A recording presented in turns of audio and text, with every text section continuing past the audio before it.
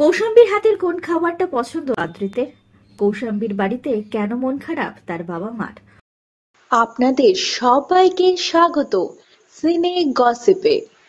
9ই মে বিয়ের পিঁড়িতে বসছেন অভিনেতা আদ্রিত রায় আর অভিনেত্রী কৌশাম্বী। 11ই মে হবে তাদের গ্র্যান্ড রিসেপশন পার্টি। 2024 পড়তে না পড়তেই দুজনের বিয়ের জল্পনা কিন্তু শোনা গিয়েছিল। সেই মতোই এই বছরের মাঝামাঝি অর্থাৎ মে মাসেই ছাদনাতলায় যাচ্ছেন আদ্রিত আর কৌশাম্বী। ইতিমধ্যেই দুই বাড়িতে কেনাকাটি কিন্তু কমপ্লিট হয়ে গিয়েছে। অভিনেত্রী জানিয়েছেন লাল বেনারসিতে দেখা যাবে বিয়ের দিন তাকে। আদ্রিত আসবেন বিয়ে করতে ধুতি পাঞ্জাবিতে।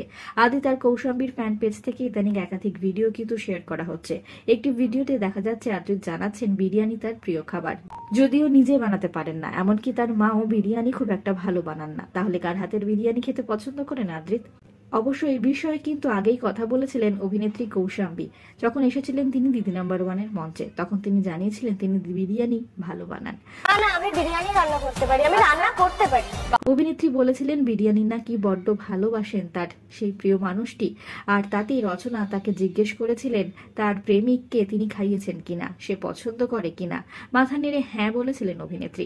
দিদি নাম্বার ওয়ানের সেই এপিসোডে দেখা গিয়েছিল রচনা জোর দিয়েছিলেন আদ্রিতের নাম যেন অভিনেত্রী কৌশাম্বীর মুখে আসে। তবে লাজুক কৌশাম্বী নাম না নিলেও মনের মানুষের কথা খোলসা করেছিলেন। এমনকি তার প্রেমিককে যে তার বাবা মার খুব পছন্দ সে কথাও জানিয়েছিলেন অভিনেত্রী। মিঠাই ধারাবাহিকের সেট থেকেই দুজনের ভালোবাসা শুরু হয়েছে। অপরদিকে অভিনেত্রীর বাড়িতে কিন্তু এখন বিয়ের তোড়জোড় একেবারে জোর কদমে। অভিনেত্রী জানিয়েছেন তার বাবা মার মন কিন্তু বেশ খারাপ।